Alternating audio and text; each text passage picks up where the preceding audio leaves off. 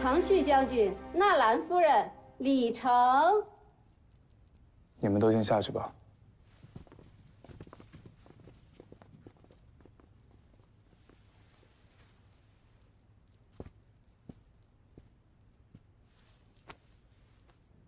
这是为何？不瞒长爷，其实我心中早已有了意中人。真是皇上赐我的好妻子。是谁借给你的胆子，敢这么羞辱常府？长爷无非有2种选择：一，向皇上和皇后告发我，让我受到违抗圣旨的惩罚，但此事关乎皇家的颜面，长爷这么做，对长家没有一点好处；二，长爷若是硬要了我，以我睚眦必报的性格，定会在皇后娘娘面前诬告你，让你常府终日不得安宁。长爷，我们有夫妻之名，但不能有夫妻之实。有意思，真有意思。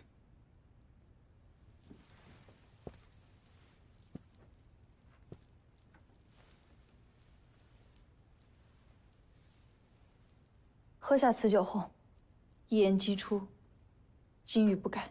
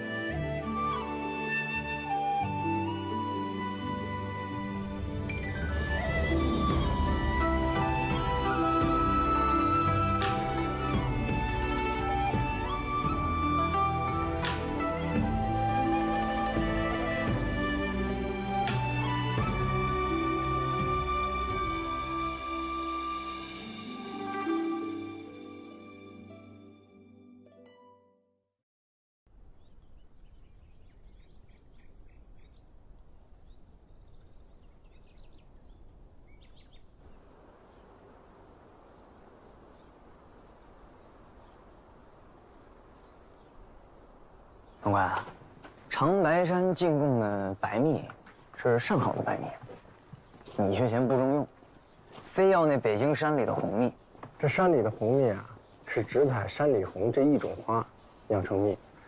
山里红可是个好东西，能够健胃消食，而且还顺气。咱们皇上最近有点积食，胃口也不太好，但只要往菜上搁上这么一滴红蜜，就药食兼备。哇！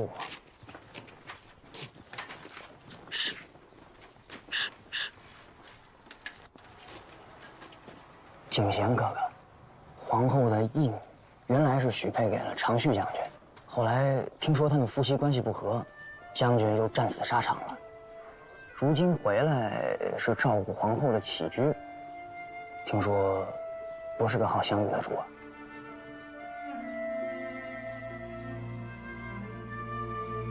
大胆！哥哥乃金枝玉叶，哪是你这个狂妄之徒能瞧的？我告诉你，这可是皇上御膳所需的食材，你要是弄翻了，可是要掉脑袋的。下官知错了，叨扰了金枝玉叶，还望格格恕罪。罢了，走吧。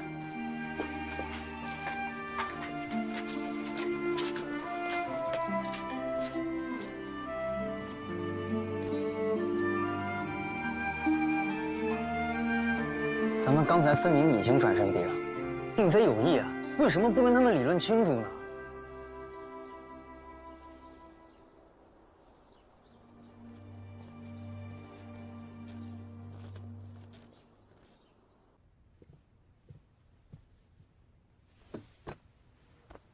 参见皇额娘，贤儿，快起来坐下，来尝尝这冰果子。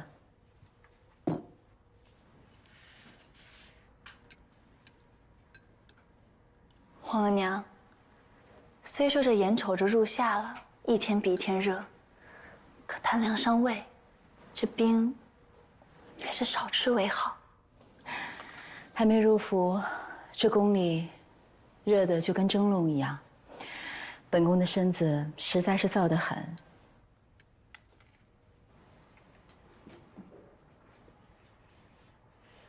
仙儿也是为了皇额娘的身子着想。那明早我亲自去御膳房，为皇额娘做一道消暑佳品，做早膳，怎么样？好，那我就不吃这冰了。明日期待你的早膳。是。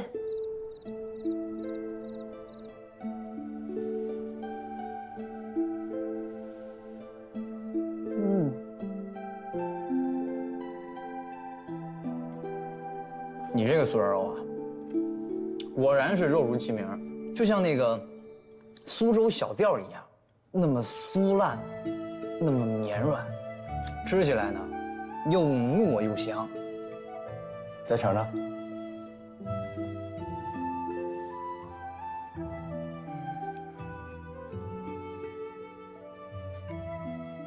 香浓可口，舌头回甘。这是因为加了那个山里红蜜的缘故吧？哎，吃起来真是有一股子山里红的甜香。闻见什么味儿了吗？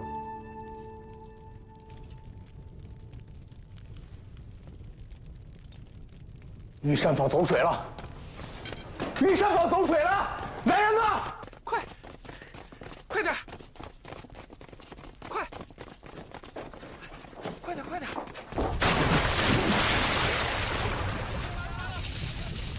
坚持住！东关，吹哨！哎，快，先把这边火扑灭！快！好。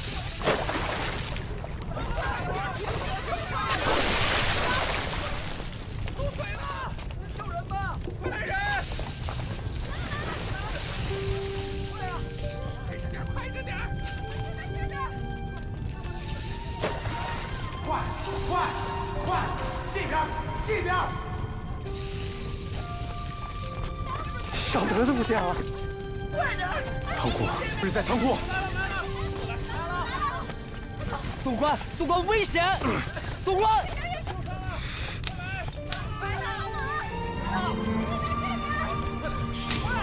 快点！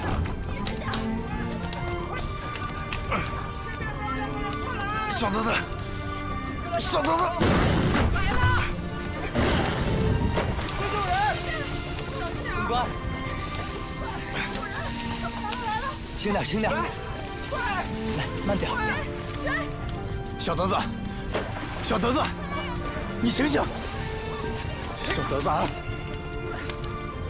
东关，你受伤了。快去叫太医！东关，这边再来2个人！这边来了！小德子，你醒醒啊！小德子！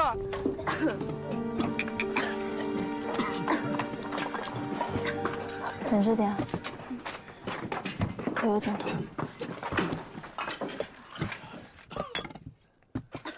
哥哥，皇后的消暑早饭怎么办啊？要是拿不出来，会不会算欺君之罪？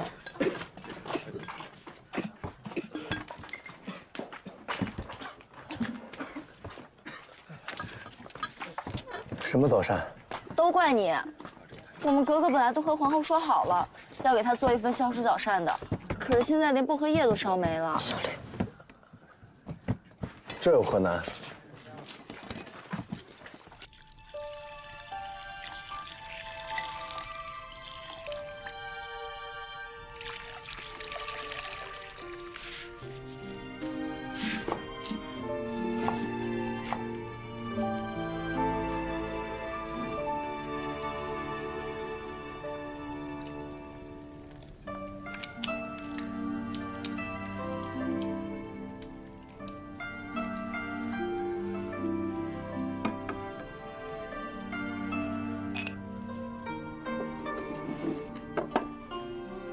格格，这碗冰镇莲子百合粥可以代替消暑早膳，赶紧给皇后送过去吧。张东关，格格，还是赶紧给皇后送过去吧。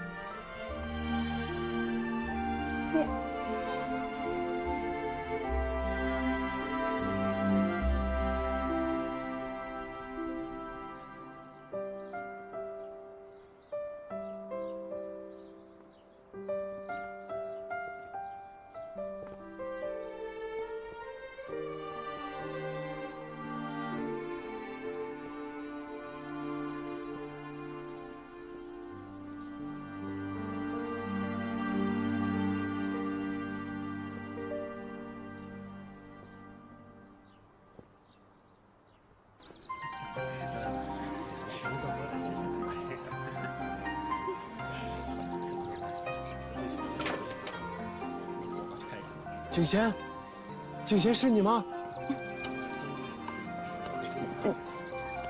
东官，景贤，我娘最近不让我出来，我只能翻墙了。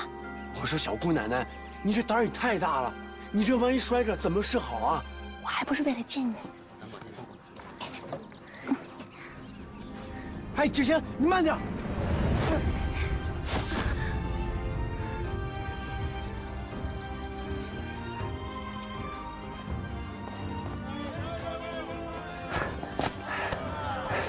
我娘要是看到我现在这样，定是又要说我了。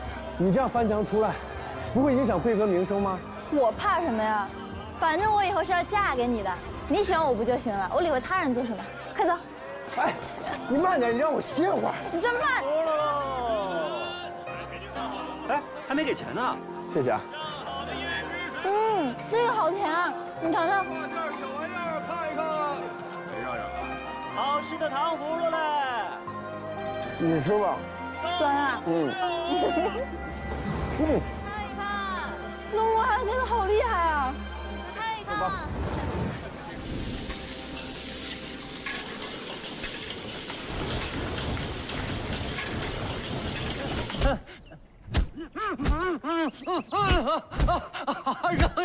饶命啊，哥哥！奴才不知为何惹怒了哥哥，就是让奴才死，也死个明白啊，哥哥，哥哥。这世间的男子哪个不喜欢身材窈窕、体格风骚的女孩？你做的那么好吃，我怎么要求我？打，给我狠狠的打！这可怎么办啊？又要好吃又要窈窕，这根本就做不到嘛！张大御厨，不知您可会做只吃不胖的菜啊？这样的菜，我可做不来。哎呦，这可怎么办啊？要是格格再胖1斤，奴才的小命就不保了呀！张大御厨，您救救小的吧！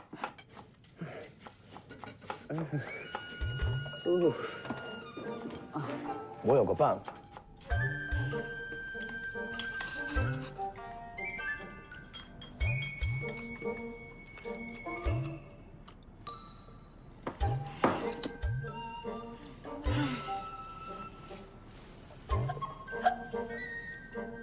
上秤。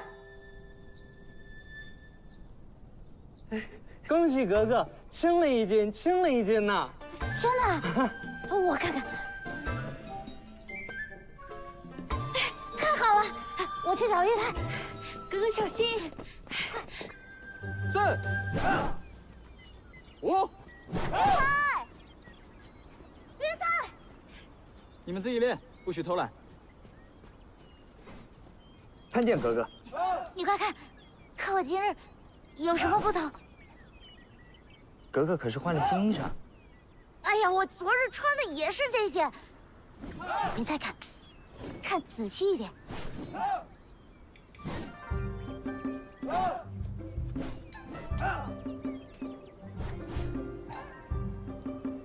哎呀，我瘦了1斤哎！恭喜格格。照这样下去，我很快就能得到三阿哥的青睐了。三阿哥对格格来说这么重要吗？当然了，能得到三阿哥的喜欢，是我最大的愿望。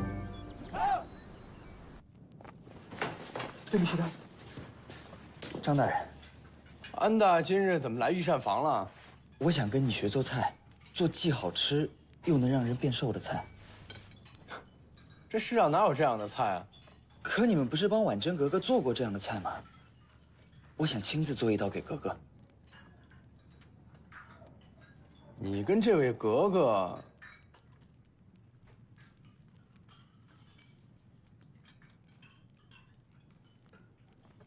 你们都先出去吧。是。哎，格格喜欢上了三阿哥，想要瘦了之后嫁给三阿哥。我帮不上什么忙，所以想在格格瘦身的日子里，让她尝尝我亲手做的菜。做菜有御膳房啊，而且你每日练功又那么辛苦，你干嘛要学做菜啊？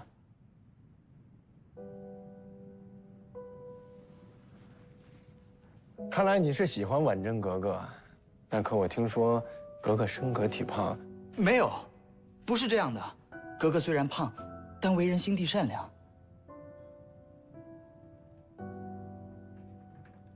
既然你喜欢格格，为何要替他人做嫁衣？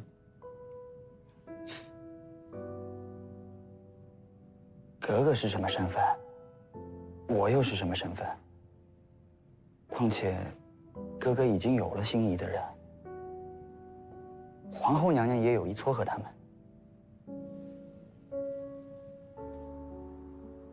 姐姐，坐。什么事儿啊？怎么神神秘秘的？锦贤姐姐，你是皇后娘娘最喜欢的女儿，又是永璋哥哥最喜欢的姐姐，你可不可以在皇后娘娘和永璋哥哥面前，你替我说说好话？我呀，人微言轻，我能说什么呀？哎呀，好姐姐，好姐姐，好，好，好，婉珍妹妹求我办的事情，我一定给你办到。太好了！点心，快上菜。来了，哥哥。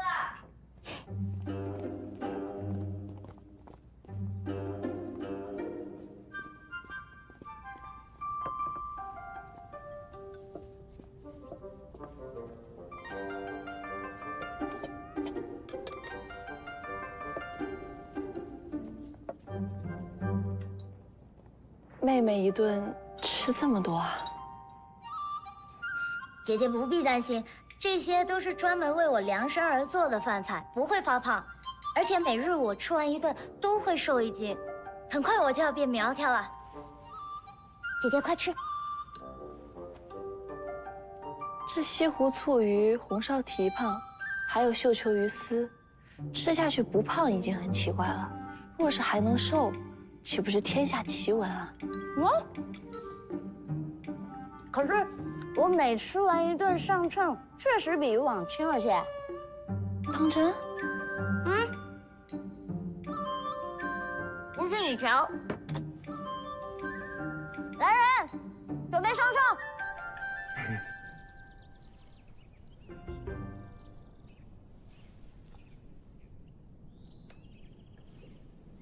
这秤砣不对啊！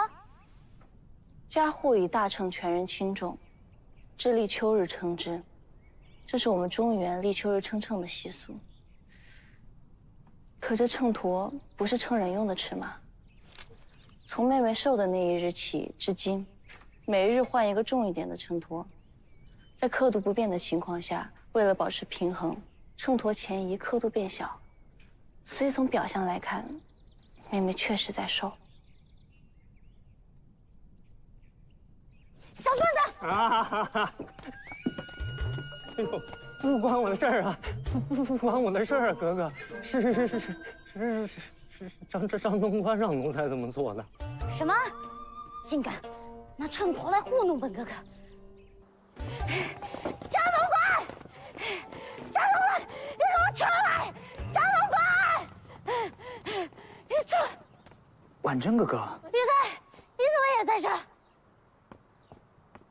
快，把张东官给我拿下，我要把他撕碎！这是为何？微臣拜见格格。都是你！你给我做好吃的不说，你竟然还敢拿秤砣来糊弄本哥哥！你害得我彻底以为我真的瘦了！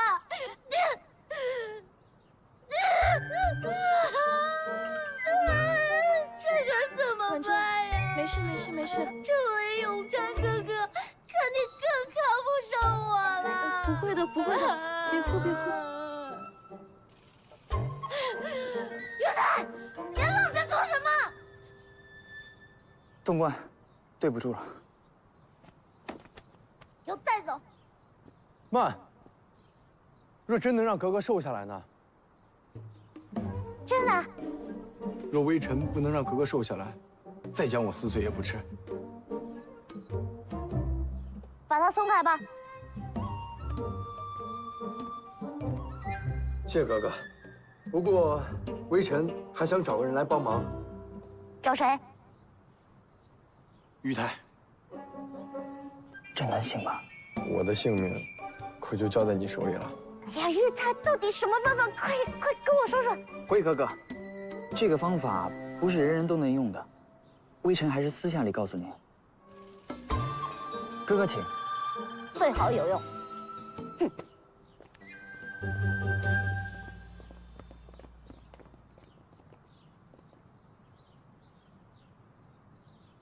看来你想撮合他们俩。缘分是勉强不来的，只不过很多人都不知道自己到底想要什么。或许稍微推波助澜，也许就能促成一段姻缘。如果无缘，那也只能无奈了。东关，那你说我们是有缘还是无奈？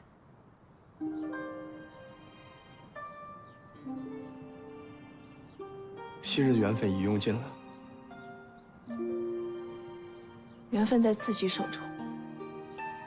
若是想续，还可以再续。我要为皇上准备御膳。东关，你为何总是拒我于千里之外？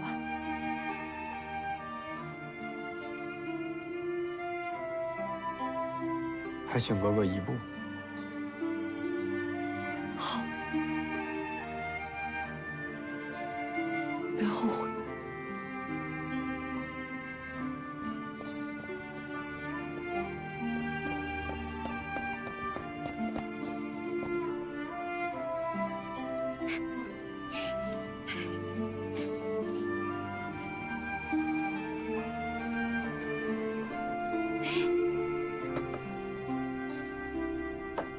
从今日起，格格的每一餐必须与我同吃。没关系，只要是吃的我都喜欢。那什么？请格格答应我，每吃一口必嚼100下再咽。啊？别吃都行，大口才好吃。也是，这3阿哥对格格本就无益，格格又何必自寻苦恼？啊，好，我嚼，我嚼。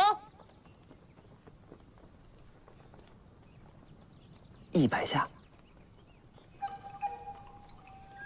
拉呀，拉呀，拉呀！拉，起来的使劲拉！加把劲儿。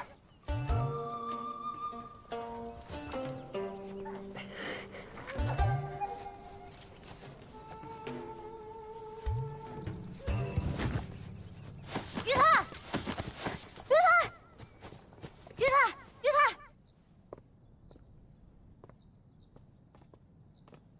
怎么样，玉泰怎么样？格格放心，这位安达无碍，前期炎人中了暑，开服清热的药方就好。啊，你怎么样？辉哥哥，我没事儿。好，那明日咱们继续。好。婉贞格格，您就放过我们玉泰侍卫吧。 再这么练下去，身上的血都会被抽干的。主宰，才不是中了什么暑啊！玉泰侍卫不仅每天要陪阿哥们练拳，还要陪您消耗体力，何况吃的都是一些清汤小菜，旧伤未愈，留下的病根都还在。是玉泰侍卫不忍心让您知道自己病重，才特意嘱托的太医跟您撒了个谎。您倒好，人都倒下了，您还不放过。小身子，你怎么不早说呀？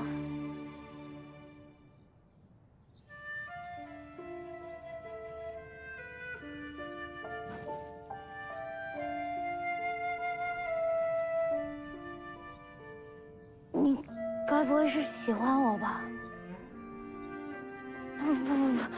不，你不可以喜欢我！你怎么可以喜欢我呢？哎呀，你不能喜欢我！哎，格格，哎呀，哎，格格慢点儿！哎呀，格格。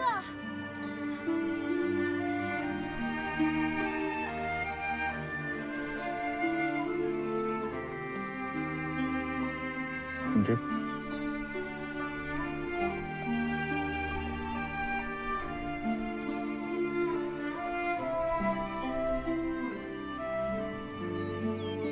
婉贞哥哥，这位安达，我们格格说了，以后锻炼这些事儿就不劳烦您了。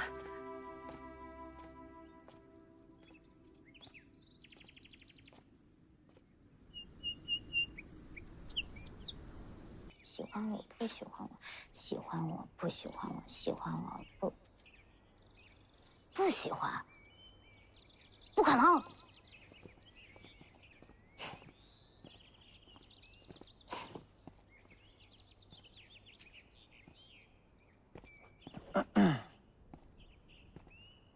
永章哥哥，婉珍妹妹，你不是要去看菊花吗？一起吧。我就知道你一定会答应我的。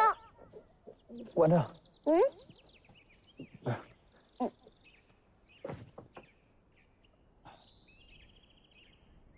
那你到底喜不喜欢我？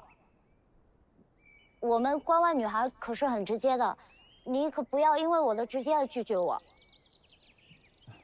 喜欢。哎，对了，你不是要去看菊花吗？我陪你去吧。走吧。婉珍哥哥，男女授受不亲。哎呀，我们关外女孩不懂这些。不过你要是不好意思，我离你远一点，但你心里一定要想着我。当然。那走吧。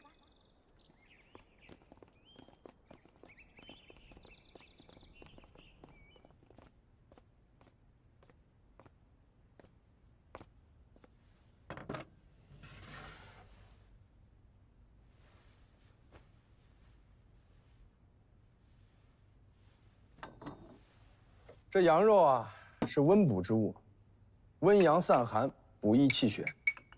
你平日练功辛苦，这瘦倒无妨。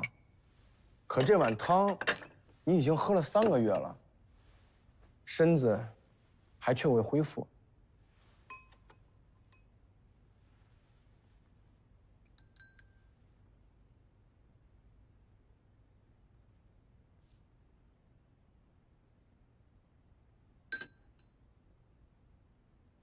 我忘不了他。感情这东西啊，是勉强不来。说来可笑，就像这碗浓烈的汤，你不情愿接受它，你就算喝的再多，也只能像白水一盏，毫无意义。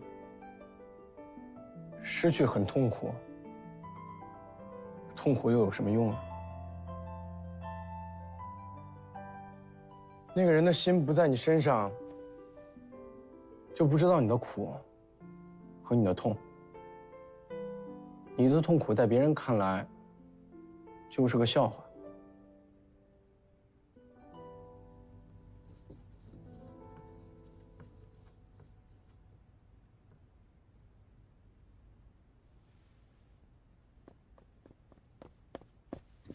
格格，3阿哥约你明日去打马球。啊！不要！你跟他说我生病了，我去不了。去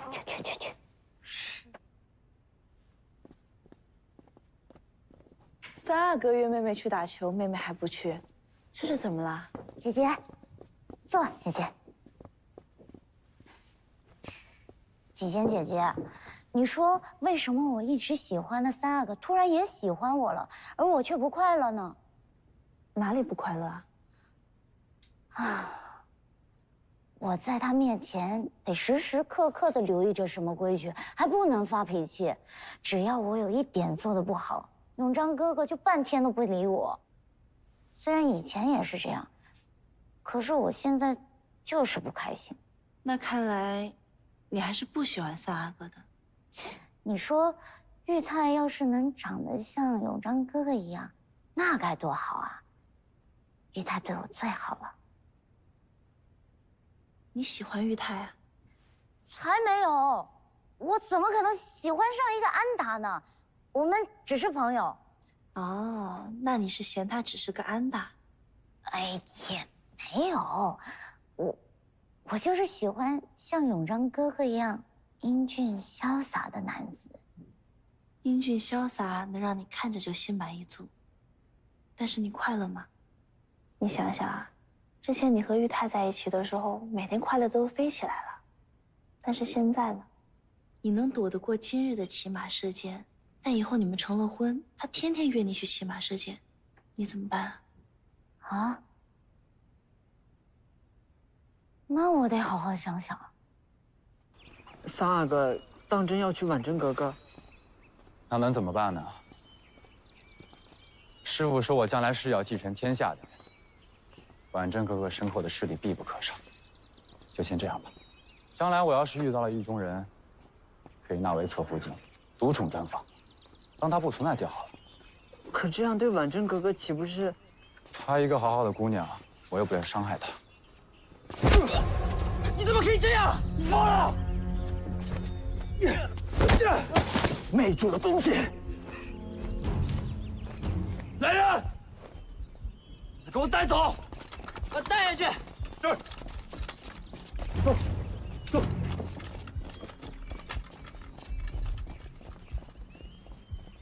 不好了！怎么了，不好了！玉泰被关进牢房了。怎么回事啊？玉泰侍卫不知怎么冲上三阿哥，你快去瞧瞧。怎么这么傻呀？玉泰，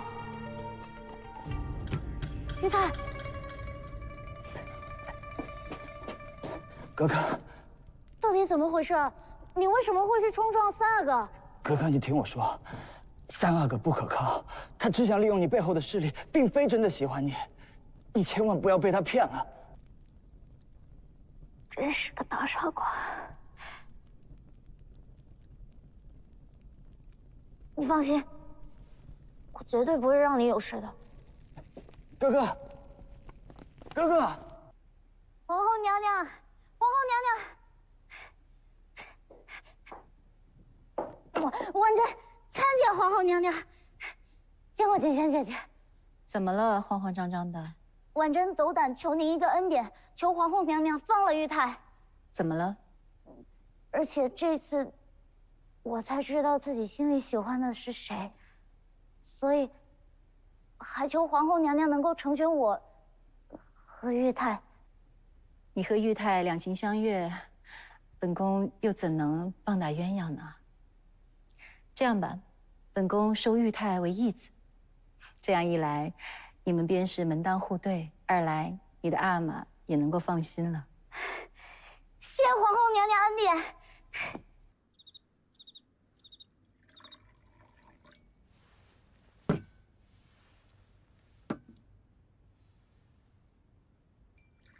锦仙哥哥，东关，这次最应该感谢的就是你们。对，锦仙姐姐，感谢你让我找到了属于我的幸福。应该的。来。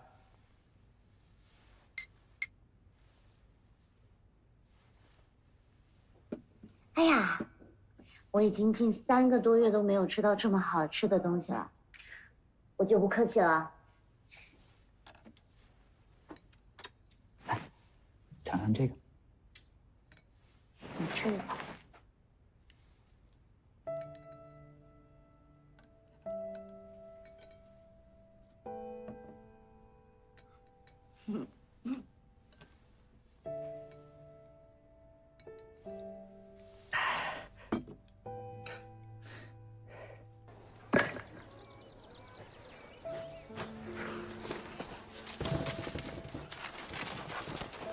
怎么又是你？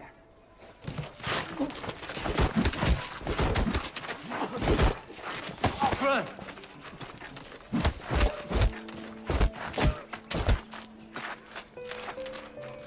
你给我听好了，我们家女儿轮不着你来惦记。今天我放过你，你若再敢来，我先打断你的腿，再送官府。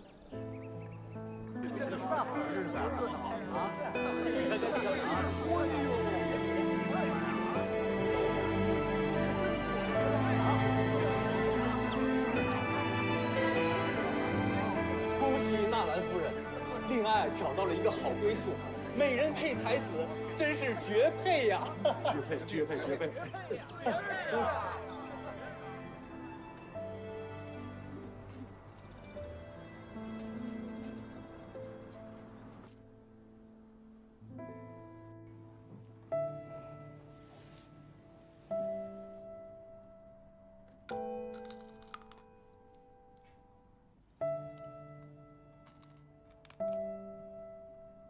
真甜。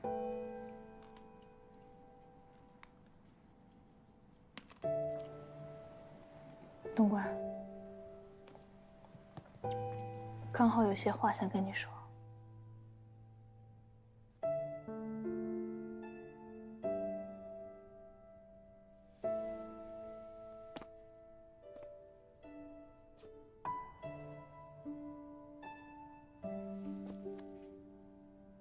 明早还要为皇上准备早膳，卑职先行告退。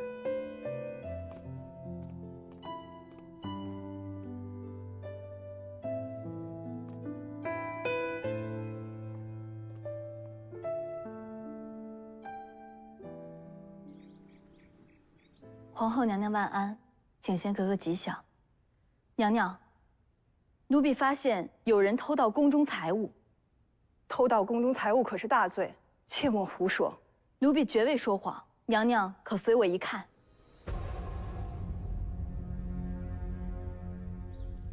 过。站住！陛下，你要干什么啊？我正要问你呢，你倒现在问起我来了。你要干什么啊？皇后娘娘，你看，好大的胆子，竟敢偷盗宫中财物！皇后娘娘饶命，小的再也不敢了。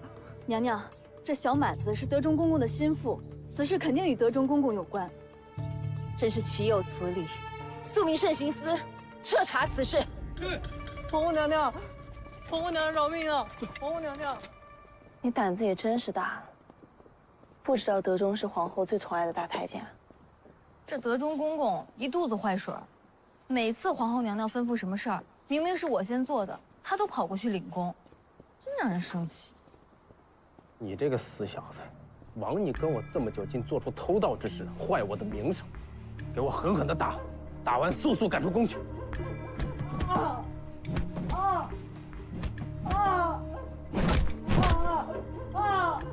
拖出去！慢着！公公倒是撇得干净，他就是一个小太监，不过是个跑腿儿。如果不是听了你的指使，真敢做出此事。姑娘，这红口白牙说话是要拿出证据，是他被抓又与我何干呢？嗯，带下去。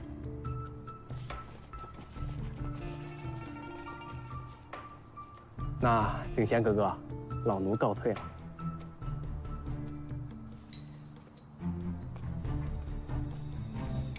许久没有见到皇上这么高兴了。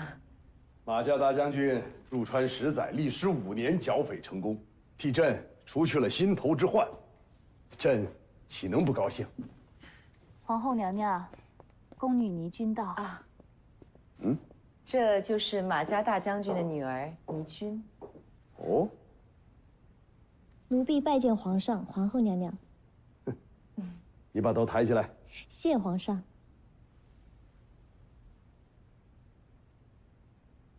果真是长得聪明伶俐啊！那就等马家大将军回来，朕愿意与他结为亲家。谢皇上。快别做了，马上就要是3阿哥的嫡福晋了，以后这些活儿就交给我吧。我尚未见过3阿哥，不知他长相如何，更不知他是何性格。若不合适，也是一辈子的苦命。这深宫中的人啊，又有几个能最后选择自己所爱之人？别说我们了，就连格格和阿哥们也很难。希望妹妹能早日嫁与真心相爱之人。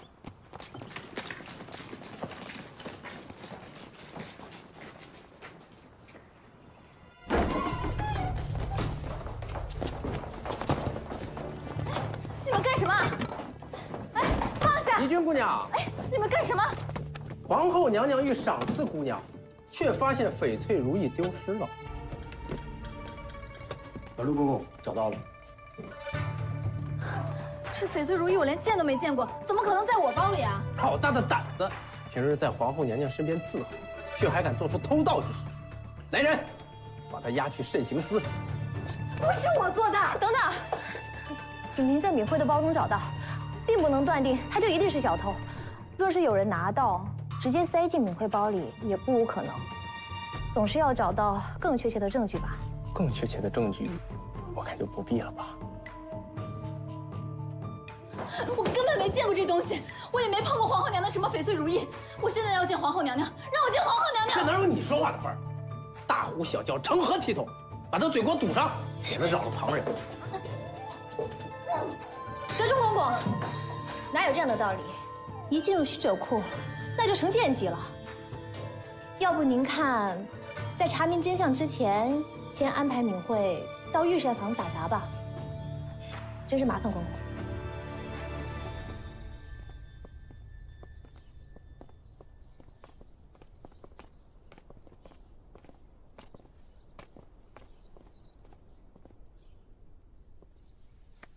格格吉祥。听说敏慧去御膳房当差了。是的。敏慧这姑娘品性不错，偷盗之事定是有所误会。在御膳房当差，你能帮忙照顾着点儿，也不会太辛苦。我是想照顾，但她拒绝了。看来她绝非匠心俯首之人。这样啊。格格还有什么吩咐的吗？在下先告退了。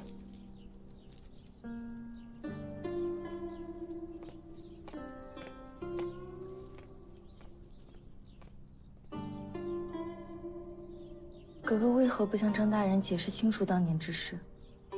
都说相爱之人，心意是相通的。我已经努力向他靠近了，但是他却毫无回应。也许这么多年一直是我一厢情愿罢了。再说，我是寡居的格格，他是皇上喜爱的御厨，在这宫中，若稍有差池，我可能会害了他。停下，停下！从玉泉山运来的兵，请张大人过目。得，都运去兵窖吧。顺子。是。我刚说的这些东西，小心点，不要。怎么落下一个？赶紧扔掉！怎么这么不小心？哎，别扔啊！这好不容易运来的兵，你们不要多可惜呀！给我吧。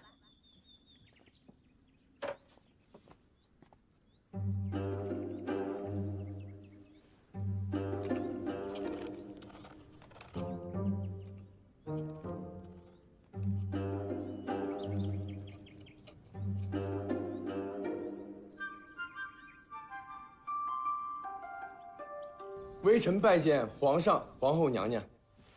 免礼。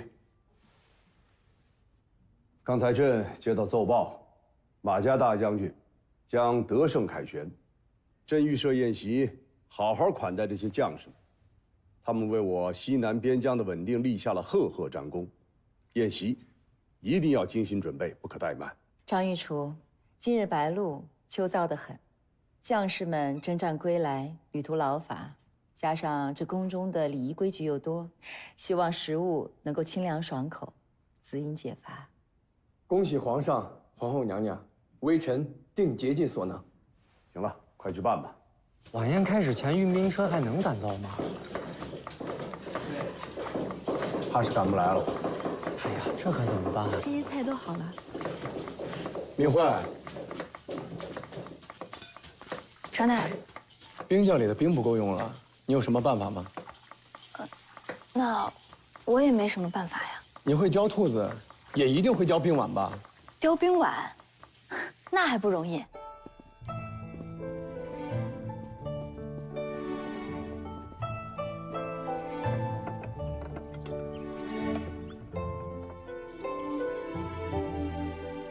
这个器皿，朕从没见过呀。回皇上，这是冰块雕刻而成。冰块？哎，大家都尝尝啊！谢皇上。什么样的御厨能做出此等佳肴？佩服，佩服。传张御厨。是。传御厨张东官觐见。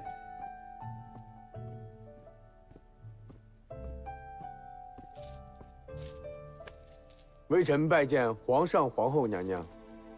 张御厨，这宾碗，朕可从来没见过呀。启禀圣上，这宾碗晶莹剔透，外形美观，又可冰镇菜肴，一举两得。是你的主意？回皇上，此菜并非微臣所为，而是要归功于一个叫敏慧的宫女。敏慧？哪儿的宫女啊？朕倒想见见她。她原是皇后娘娘宫中，因为被指认偷东西，被贬到御膳房做苦工。但微臣认为，敏慧她并非是偷盗之女，还请皇上明鉴。皇后，可有此事？皇上，臣妾从未听说过此事，想必其中定是有些误会吧。传敏慧。还敏慧觐见。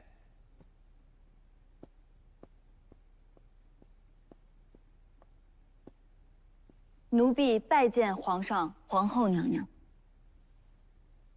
听张御厨说，这宾碗是你的主意？回皇上，宾碗是奴婢做的。你倒是很聪慧。如果能够重回储秀宫，伺候皇后的饮食起居，倒也是件好事。皇后以为如何呀？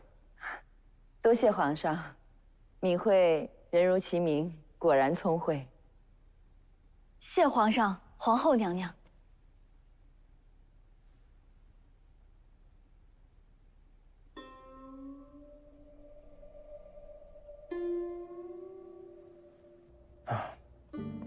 好。你怎么在这儿？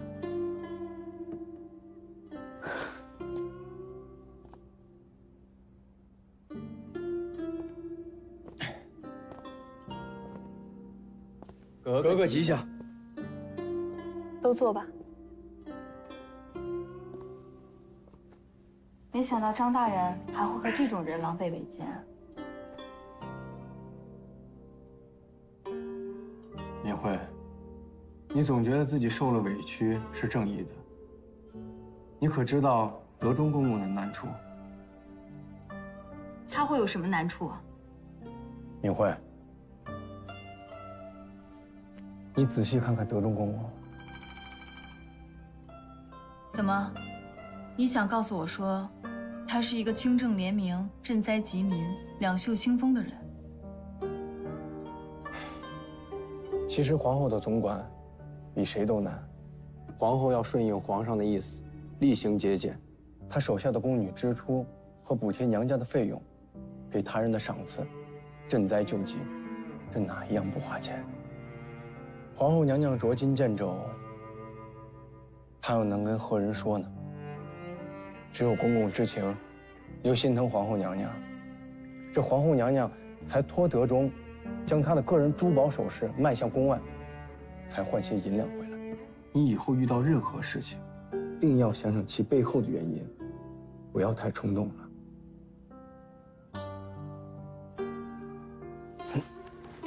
没事。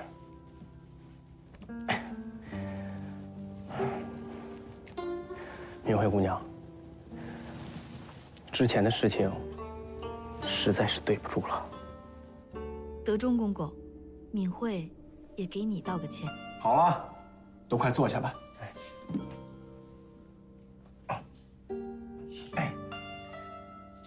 来，快尝尝，尝尝我这以和为贵的荷花糕。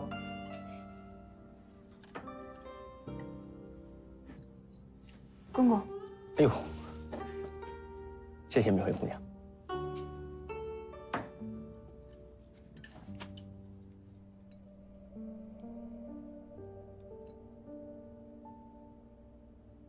我们俩倒是以和为贵了，那你们俩呢？张大人，皇上晚上批奏着饿了，要吃酥造肉，赶紧来做呀！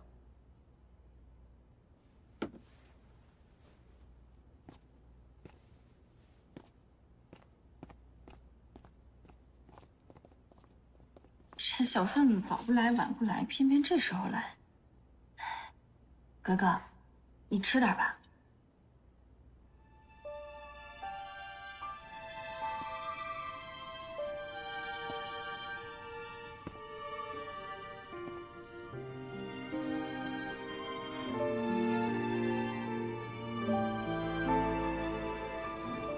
我们之间误会重重，但事已至此，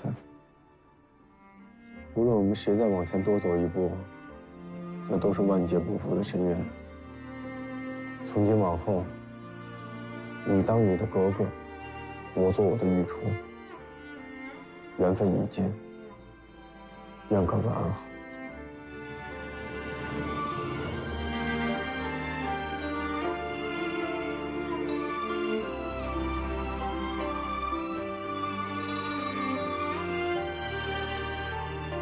东官，东官，张东官，东官。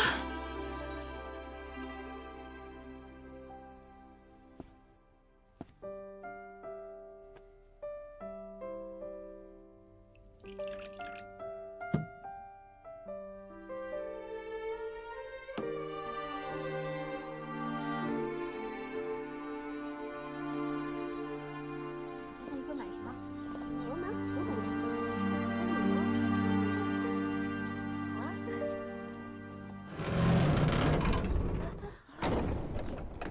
我看今天谁敢走？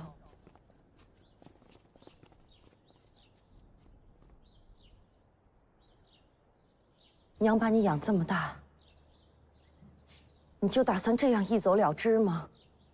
谁说出去的呀？没人说出去。娘了解你，你想怎么做，娘能不知道吗？反正不管怎么样，我都要嫁给张东官。咱们纳兰府满门忠烈，世代忠良，怎么生了你这个不孝女？那我没什么好说的。你若走出这扇门，我就有10000种方法，整死那个张东官。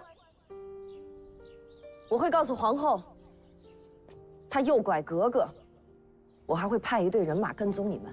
你就不能放过我们吗？我不是在和你商量。如果你真想拿他的前途和性命去赌你的幸福，你试试看。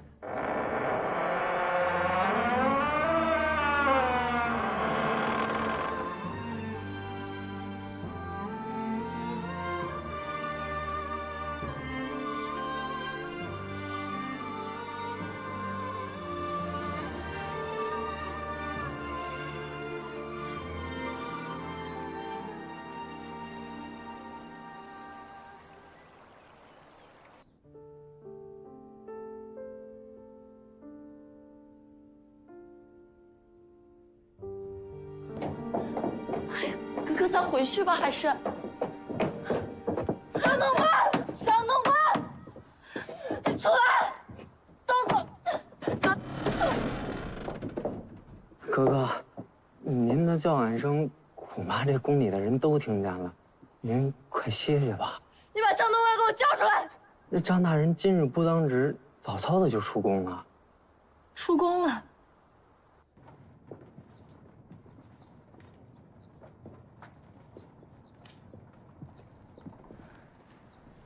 这里还是和以前一样，一点都没有变。是啊，这么些年都没变过，这些老旧的桌子、凳子早就应该换了，可东官不肯，不让换。为何不让啊？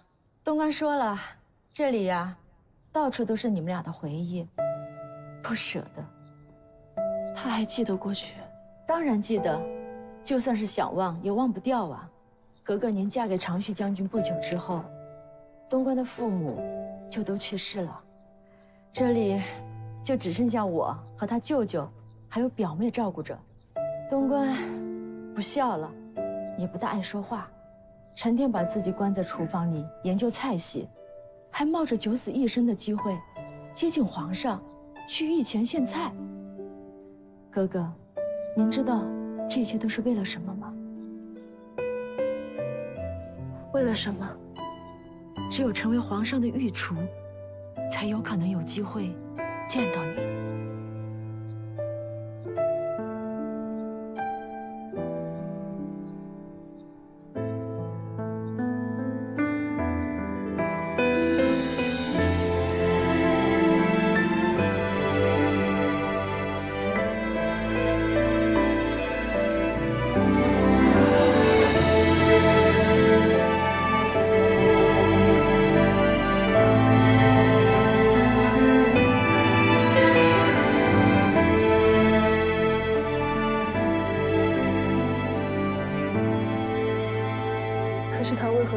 死冷的。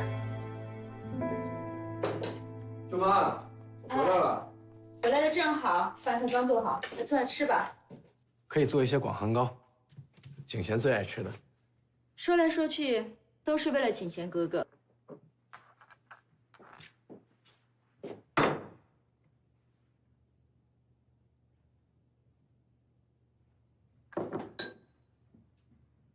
你怎么什么事儿都自己做主，不和我商量？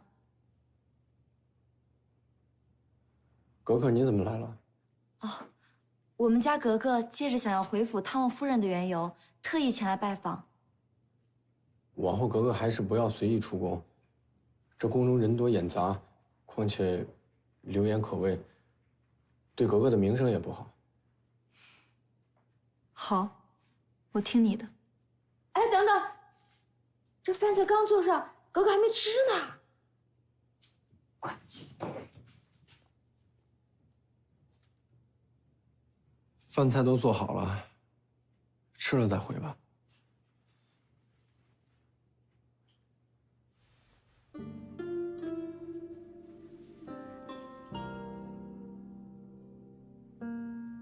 晚些我送你回去。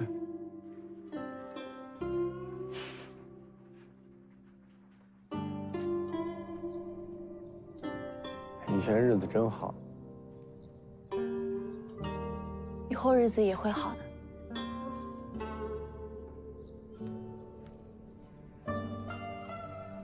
真没想到，你会为我做那么多事情。以后的日子还长，你放心，我一定会努力研究出新的菜品，牢牢抓住皇上的胃。那我一定会陪你演好这场戏。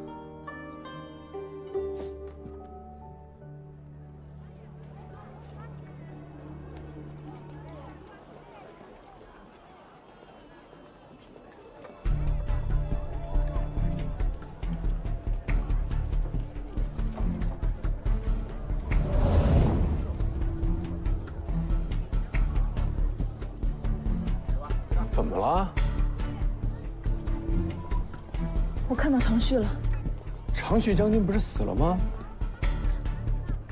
我不会看错的，一定是他。小二，再来盘酱牛肉。来嘞！您画像中的人，我四处打听，都找遍了，实在是找不到。你是张东官吗？嗯。有人让我把这个给你。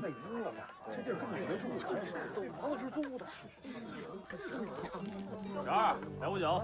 好嘞。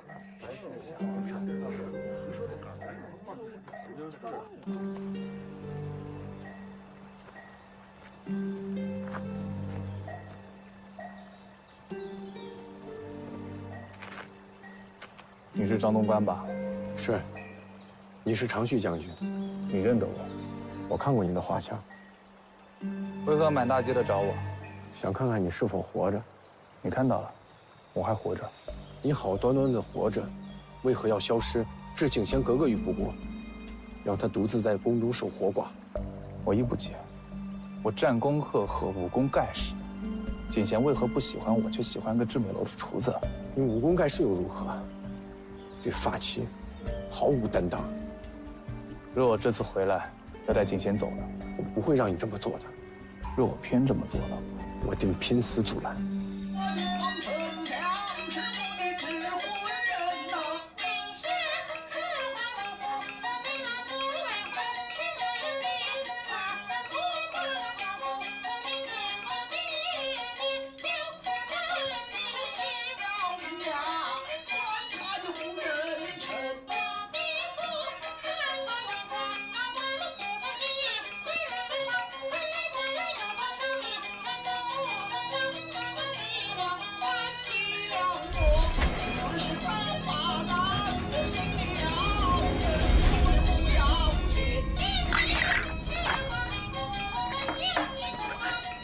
贤儿怎么了？昨夜着凉，感了风寒，身子有些不适。皇额娘，今天我就先退下了。待我身子好些再过来看你。快回去吧，今日天寒，多注意些。谢皇额娘。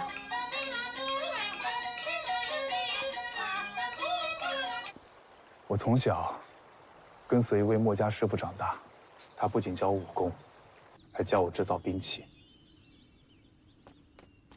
长旭哥哥，你在干嘛呢？来，你看我这把长枪做得如何啊？漂亮，也够锋利。不过如果上战场的话，怕是没有什么用。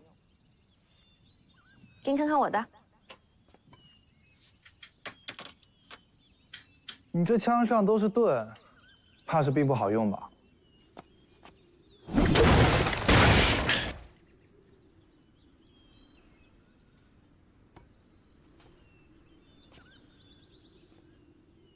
我在这个枪里面装了炸药，只要碰到开关就会爆炸。怎么样，杀伤力够大吧？紫娟制造兵器的天分远在我之上，久而久之，我便不碰兵器了。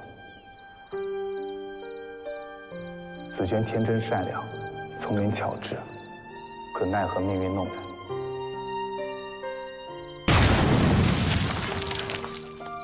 师傅！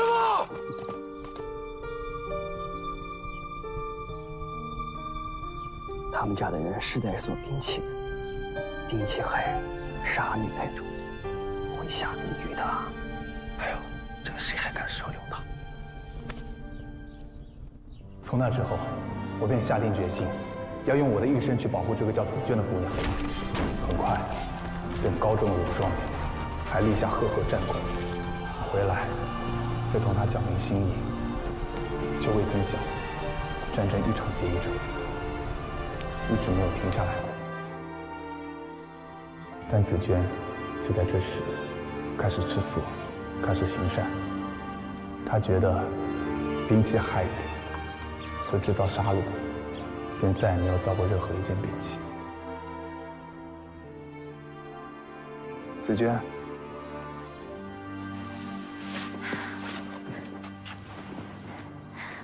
长旭哥哥，你回来了。紫娟，皇上赐婚，让我去景仙哥哥。那是好事儿。真的希望我去景仙哥哥。哥哥若是娶妻，我不是也能再多个亲人了吗？那好，我若成亲，你一定要来。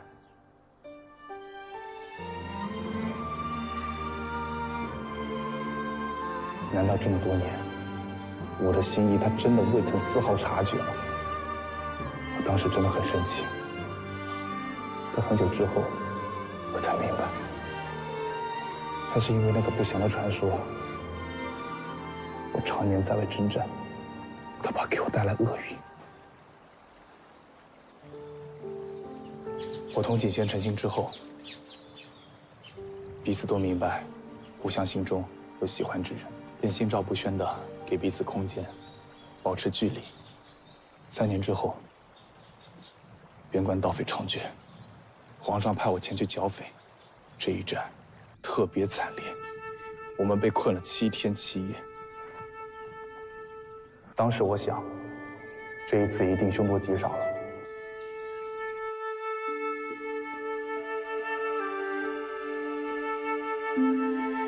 小姐，长勋将军的部队被围困在日幽谷，九死一生。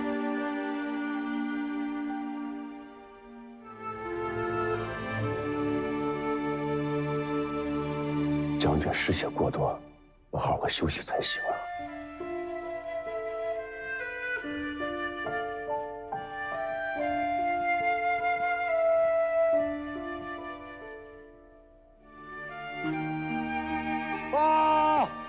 察觉将军，敌人反攻，不算距离我军还有不到3里。若将士知道将军受伤昏迷不醒，必定是件大错，这可怎么办？你们先带将军走。以将军的性格，若是知道城门失守，自己还侥幸活着，他绝对会内疚一辈子的。城门不会失守。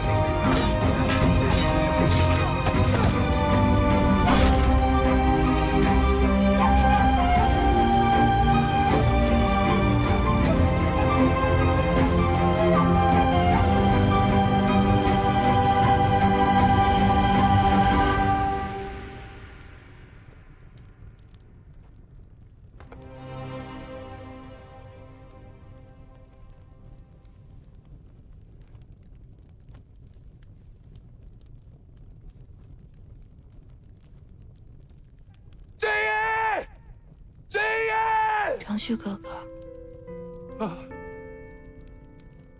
长旭哥哥，你能来真好。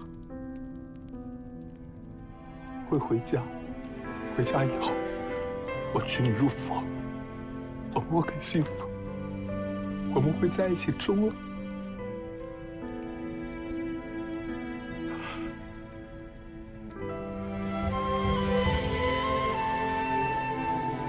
子娟，子娟，子娟。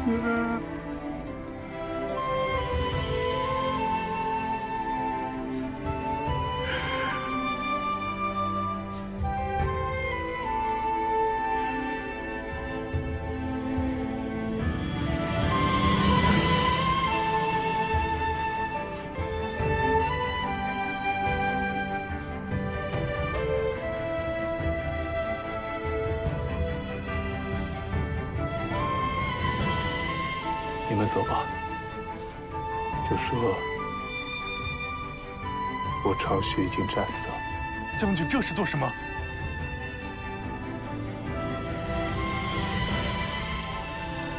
你们走不走？走啊！将军，保重。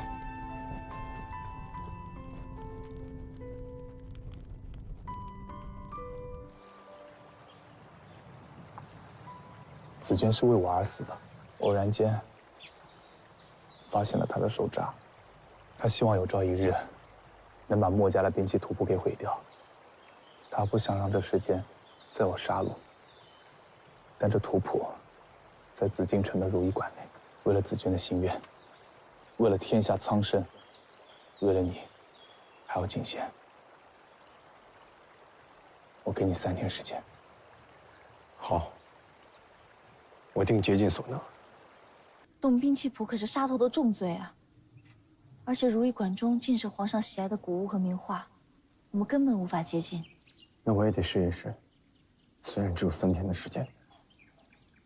那我也去想想办法。好。张大人，张大人，您平时可很少和我们如意馆的来往，您今日这是啊？我这多做了些点心，正好今天顺道路过，大家都尝尝吧。啊，那就多谢张大人了。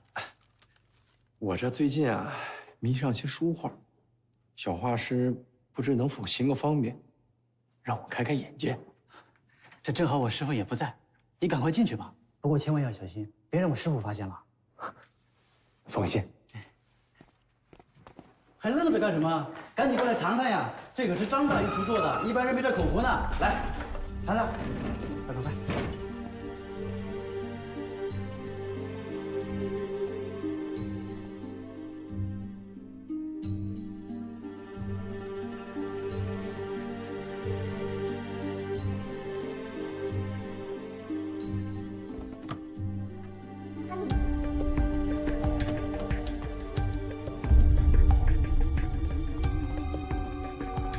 大人这样囫囵吞枣，真的是在贱品画作，还是在找什么？是在贱品画作。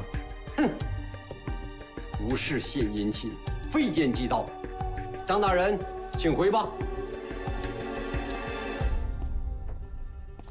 有钱。东官，我白忙活了一天，没有什么好办法。我也溜进了如意馆，还没找到兵器谱就被赶出来了。只有2天了。没关系，有我在的。你还没吃饭呢吧？我给你做。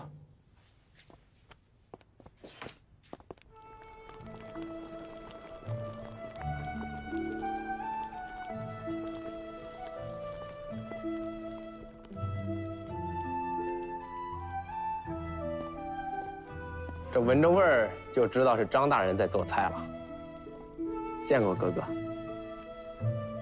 公公，要不来碗尝尝？不敢，张大人给格格做的菜，老奴怎敢吃呢？公公，这不让您白喝的。我和景贤想拜托您件事儿。对，有任何需要还可以找我们。最近这如意馆的画师技艺日渐精湛，来，打开给皇后看看。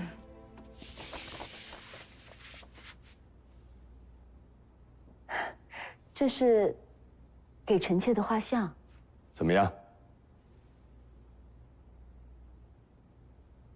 哟，皇后娘娘，您看，这画中有画啊！难怪皇上总说，这如意馆中尽是能人异士。这画工真是精湛啊！将画像收起来吧。德忠。哎呦，皇上、皇后娘娘恕罪，你发什么愣呢？是这样，老奴刚才看娘娘画像之时，想起一事，不知道当讲不当讲。你说。哎，在宫外时，老奴就曾听人说，这画中有画，多见于兵法书籍之中，只是后人不懂，所以便更不明白其中的奥秘罢了。皇后娘娘。奴婢也曾听说过。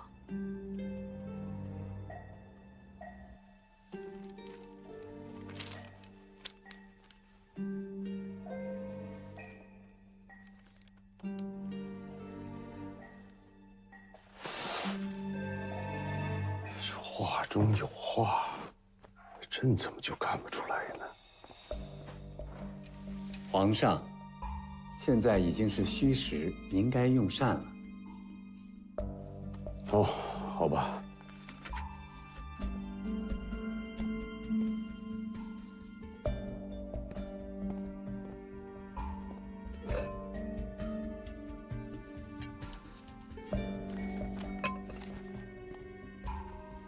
皇上，怎么，这冰碗又是那个宫女雕的？哟，这么寒的天，怎么能上冷盘呢？传正东官。是。传张东官觐见。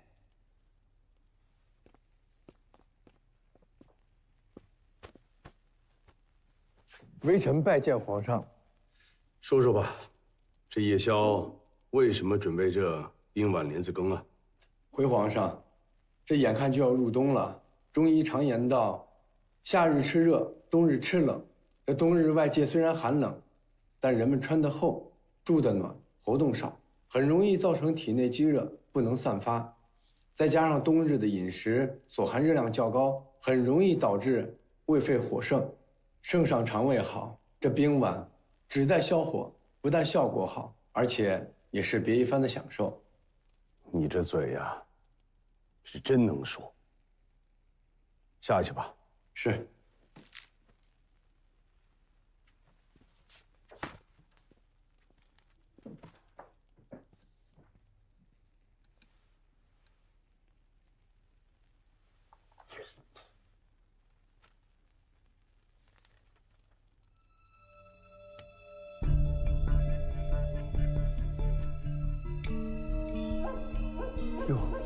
皇上，这，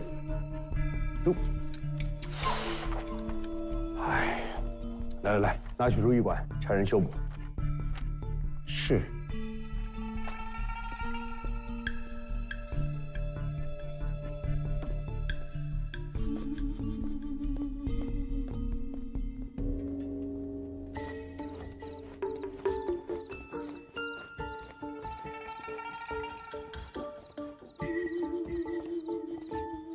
公公，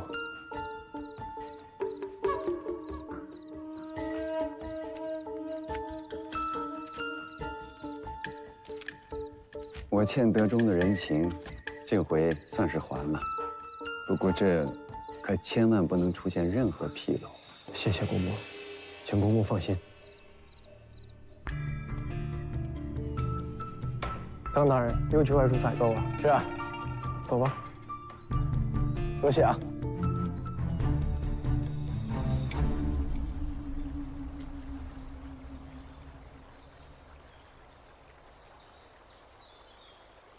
景贤是个好姑娘，好好待她。我也将履行承诺，今日便离开京城。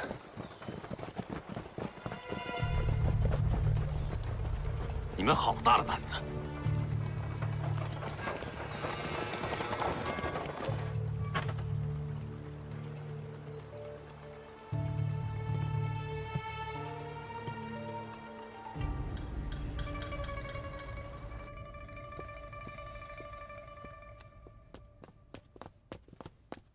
小绿，怎么样，格格？我听说张大人、德忠还有敏慧，他们全部都被抓起来了。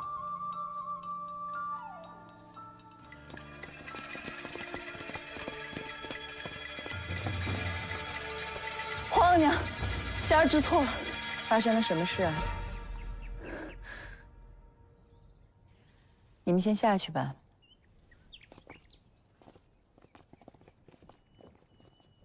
你说吧。我们偷了圣上如意馆中的墨家兵器谱。你们为何做此等傻事？皇额娘，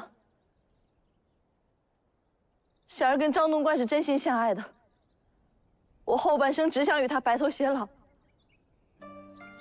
其实长旭并没有死，但是他一直有一个深爱的人，他想帮他心爱的姑娘完成遗愿，毁掉墨家兵器谱，所以我跟都是我的错。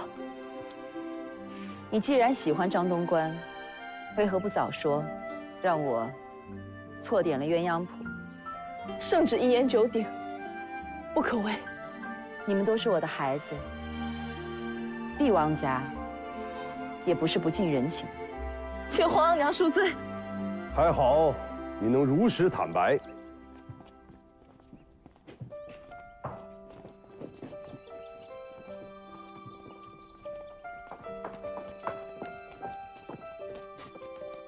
真没有想到，在这深宫之中，居然有如此真情，你们能互帮互助，朕甚是欣慰。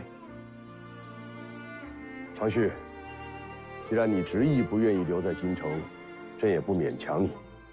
不过朕希望，你能为朕培养一支骁勇善战的军队，为国家效力。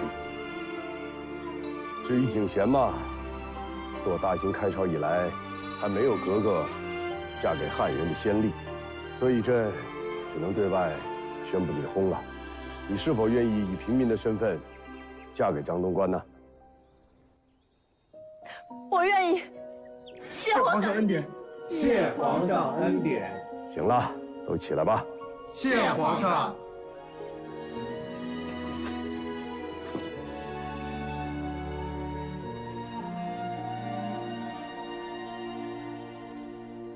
汉江渡白河，流淌一身星河。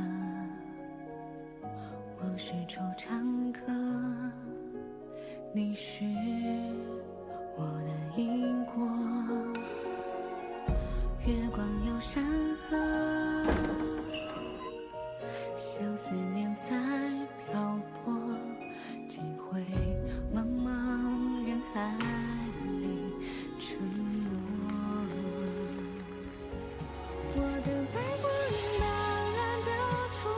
我还说做好端过去呢，你这就过来了。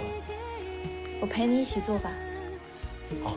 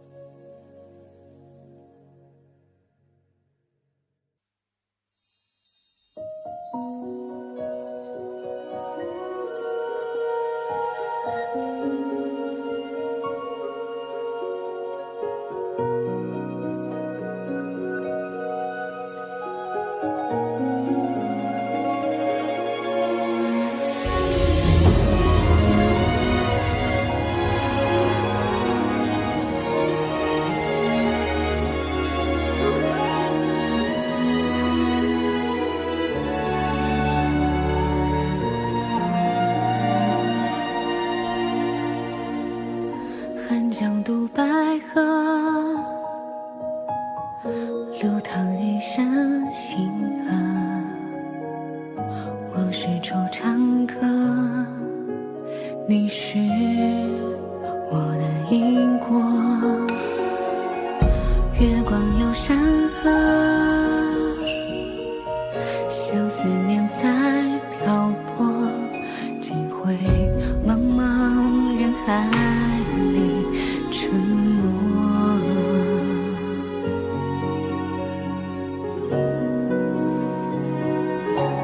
我等在光阴斑斓的初春，心化为雨终遇见一个人，与你遥遥对望一瞬，一瞬惊动整个红尘。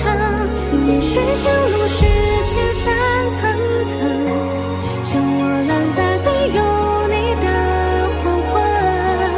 当飞雪翩然落双唇，地老天荒一个吻，万物温存。